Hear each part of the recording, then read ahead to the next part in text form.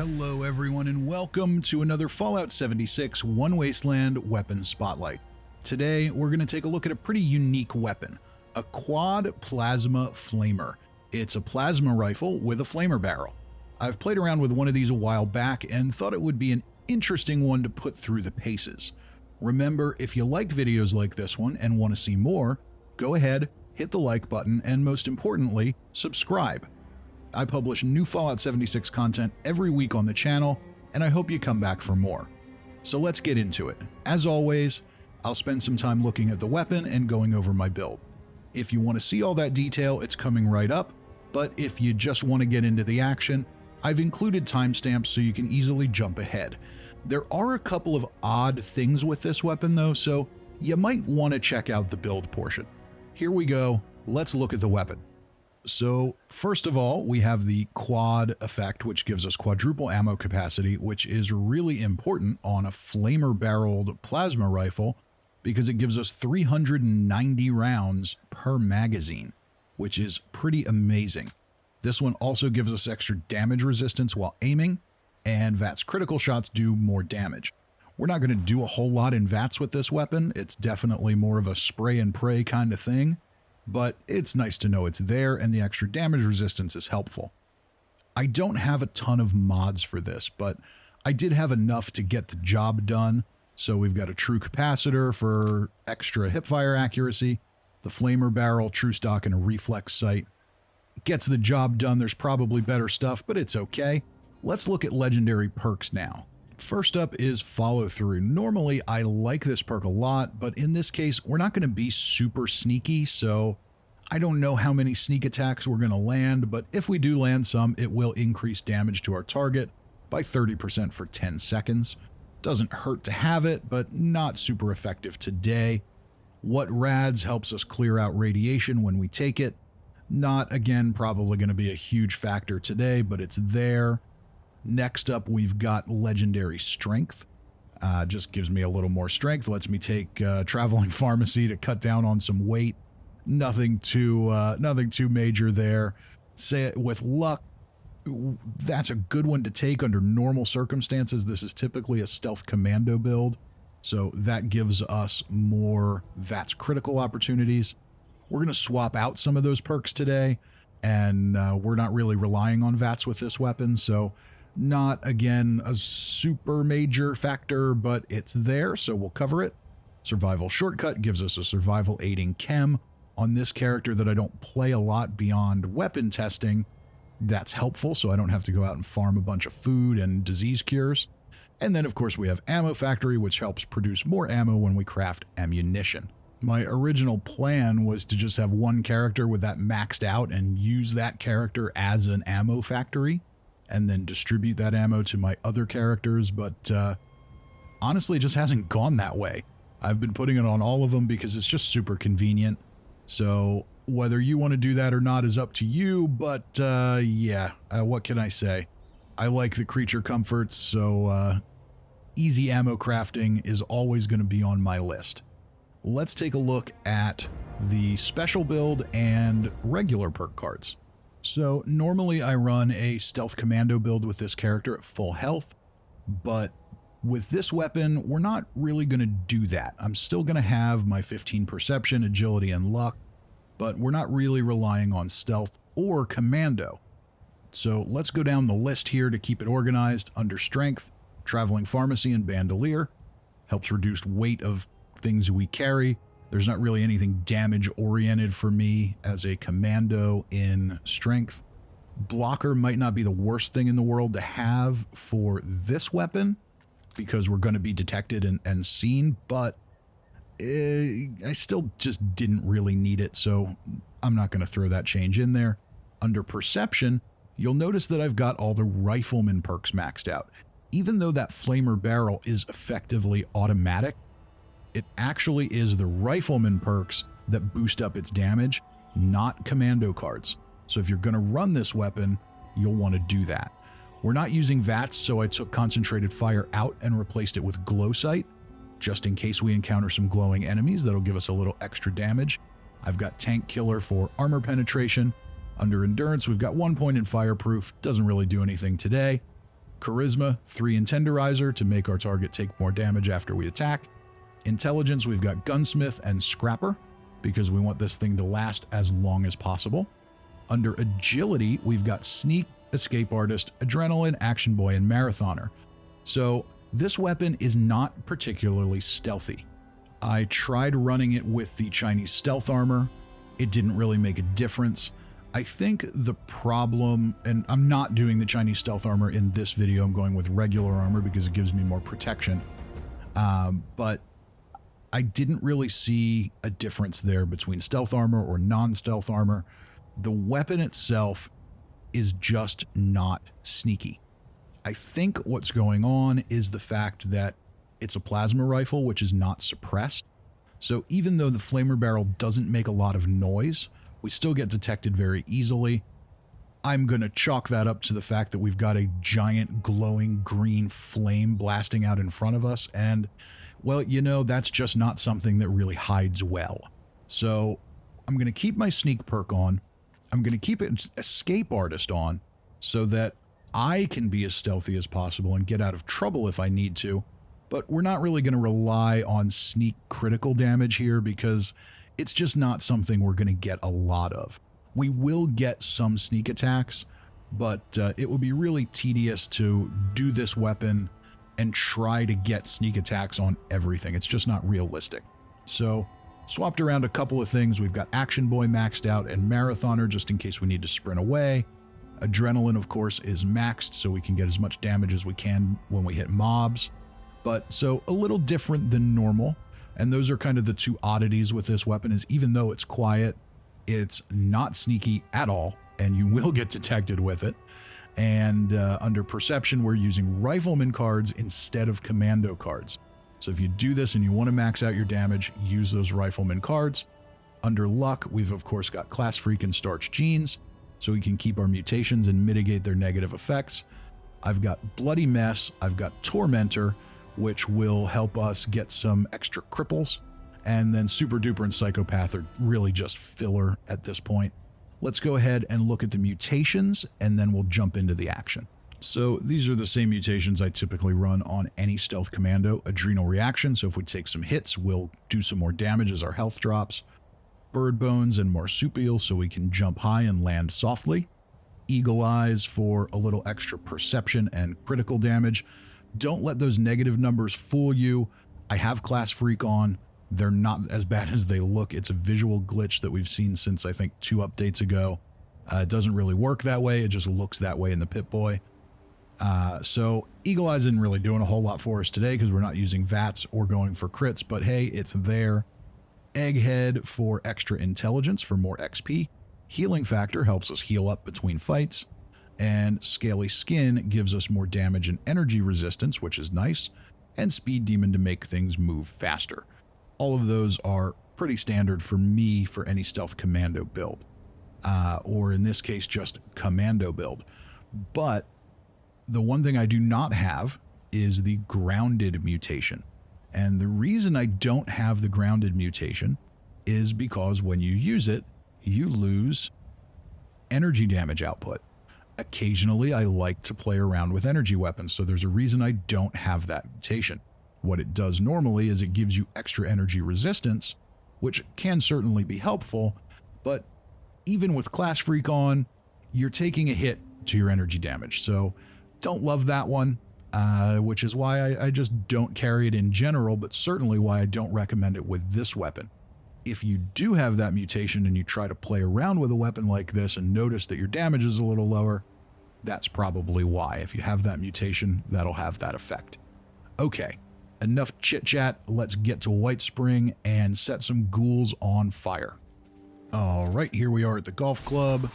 Oh, look at that. That's very efficient. So we're still in stealth. Oh, now we're not in stealth anymore. And this is what I was talking about. The weapon itself is what's taking us out of stealth. We have to get pretty close. So that definitely is an effect. And I'm getting...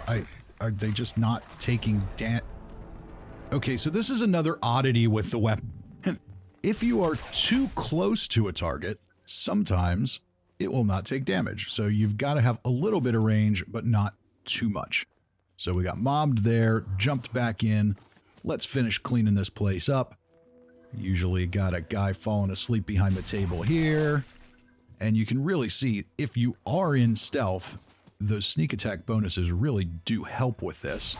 But it's not absolutely vital. We'll move into the next room in the cafe area here. Another sneak attack. If you can land some headshots, that helps too.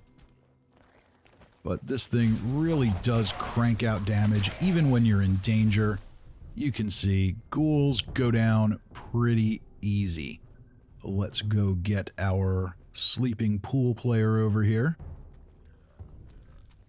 Always there, always misses the action. He's like the guy who would have slept through Reclamation Day and come to Fallout 76 late, only after Wastelanders released. Alright, and you can see the range there. That's a pretty good example of that. You don't have to be right up on your target, but you do have to be fairly close. And we're in danger, so you can really tell the difference. The damage drops way off as soon as you're detected. But that's kind of part of the deal here. We know we're going to be detected. We're going to go bright and loud and green, and that's kind of what makes the whole thing fun. Let's see who else we've got hiding out back here. Anybody behind the counter? No? Okay. We usually have somebody in the little lounge area, one or two here. Aim high for some headshots, and we've got a Wendigo. Ooh, and a legendary too. That's always nice.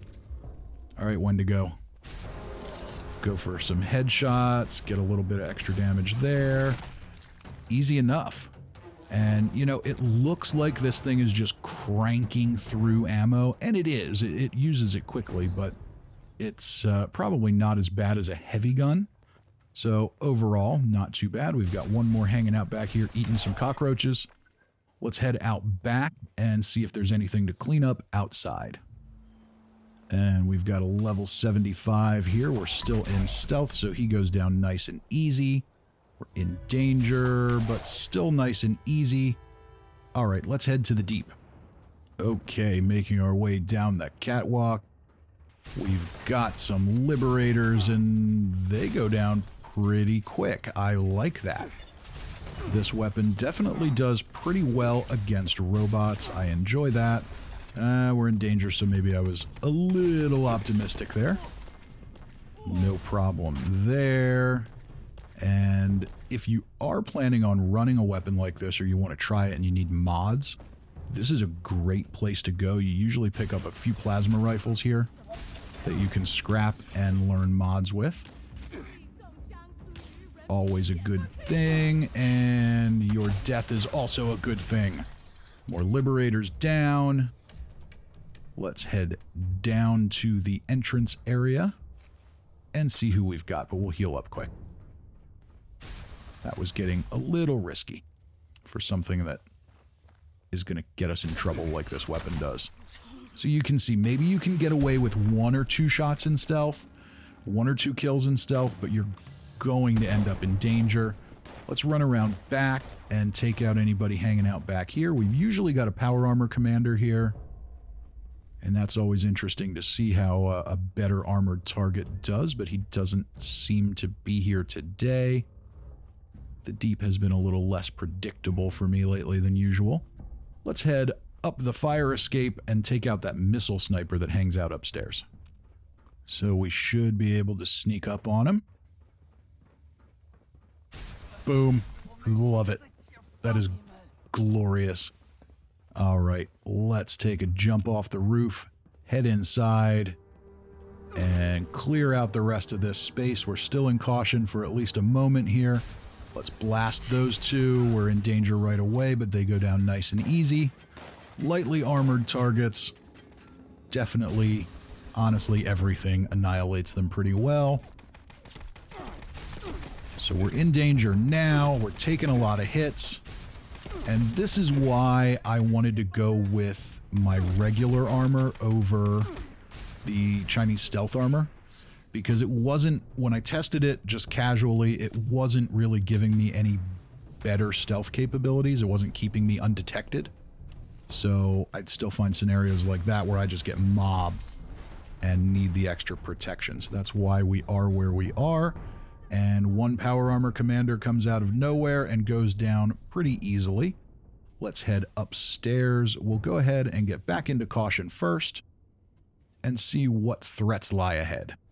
All right, that was pretty quick, so let's just head right upstairs. We should have another power armor commander up here and at least one or two more soldiers. I see you. So you do have to kind of be careful with your aim with this. It does seem like obstacles kind of block the damage pretty unpredictably. So make sure you're on your target and you're seeing those numbers fly. That handled pretty well. This place is clear. Let's go see what it takes to kill a behemoth. And here we are at Solomon's Pond. Our behemoth friend has already decided to jump up and roar. Let's run up to him, blast him in the face if we can, and see how he does. But we're still hidden, so maybe we'll get a couple sneak attack bonuses on here. I'll take what I can get. And we're in danger. We watched those damage numbers drop, but he still went down really easy. I love it. This weapon is fun. Now, it's not a great stealthy weapon, but I can imagine this being a lot of fun, especially in a group. Let's jump to a Fissure site and see how we do. All right, so we'll use a little bit of VATS just to help us locate some enemies. You can see we're in danger, but these guys are going down nice and easy. Oh, thank you. Scorchbeasts decided to land. This is going to be a cakewalk. Okay, we're just going to keep hosing you down. And the Scorchbeast seems to be pretty resistant to this weapon, or maybe it's just a lot tankier than I expect. But it still went down pretty easily. I'll take what I can get. We'll finish hosing down these Scorched with fire. Thank you. That's all of them. And so that's probably the easiest Fissure site we've had in a while. I like it when the Scorchbeasts behave. Let's run to Huntersville, take out some super mutants, and see how we do. All right, as always, we'll start with the floaters out front of town. I think I was a little far away there, but close enough to get detected. Let's take care of business here. Heal up. Those damage over time attacks they have are not messing around, and we're getting frozen. Nothing a little fire can't handle. Or maybe it can't handle it because we're still frozen. Let's run into the main drag and take out some more mutants. And we've got a boy and his dog right by the front gate. Nothing we can't handle, and they both went down with that. That's one of the other benefits of this weapon, is you do have a pretty large area of effect. So you got to kind of get a handle on what that area of effect is, but once you do, it does really well. A little blast here, a little blast there. We're doing great. Let's cruise on into the town square and finish the job. Couple more here in the middle. Usually have two standing here, and then some over in the hardware store. Very, very nice. We're still in caution, or we're back in caution. Let's take these guys out. We've got a minigunner. All right, we're back in danger. And then you have some others that hang out in this house across the street. A lot of them usually come running out into the square to fight. Two of them will stay on the top floor. I don't know if that's a pathing issue or what, but we're making quite the scene here, so we had a lot of them come running out. Let's head upstairs in the house. And by upstairs, I mean we'll marsupial jump over a tank. And it looks like the weapon's getting low on condition, so hopefully that holds up. And I don't think you're dead yet. Come on. Come out. There we go. Oh, almost. Perfect timing. The plasma rifle has been broken. And normally we've got a couple of super mutants up the road there I'd like to take out, but I don't have any repair kits, and I'm not near a weapons workbench, and I'm not going to give Bethesda the satisfaction of buying a repair kit just to kill 2 super mutants. So let's talk conclusions. What are my overall thoughts? Well, this is a fun weapon. The quad ammo capacity makes it so that I can just run around and blast things without needing to reload at inopportune moments. That's huge. The extra damage resistance while aiming probably helped a little bit too, especially when those bigger mobs all started shooting at me at once.